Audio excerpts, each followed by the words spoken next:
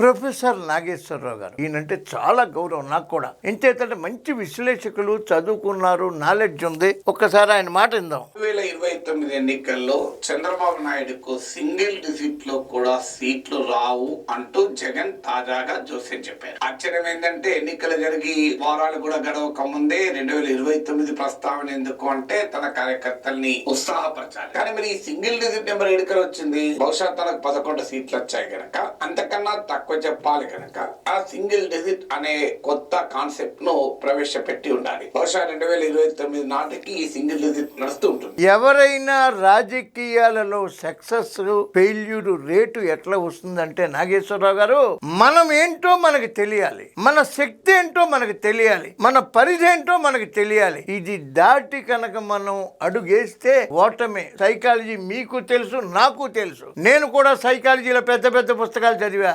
జగన్మోహన్ రెడ్డి గారి ఓటమికి కారణం ఏంటంటే సర్వం నేనే నేనే నేనే నేనే అంటాం. నేను కాదు, మనం అంటేనే గెలుపు. నేననేది ఎప్పుడు ఓటమే. రోడ్లు వేయకుండా లిక్కర్ వ్యాపారాలు చేసేసి 15 ఏళ్ళు మాదే అధికారం అని ఇవాళ మళ్ళా ఓడిపోయిన తర్వాత భవిష్యత్తులో తెలుగుదేశానికి సింగిల్ సీట్ వస్తుందని ఆయన ఊహించుకోవటం. ఆయన పార్టీ గురించి ఆయన ఊహించుకోమన్నాడు. ఆ 11 ఉంటాయో పోతాయో అదొక్కటి ఊహించుకుంటే చాలు. నమస్కారం.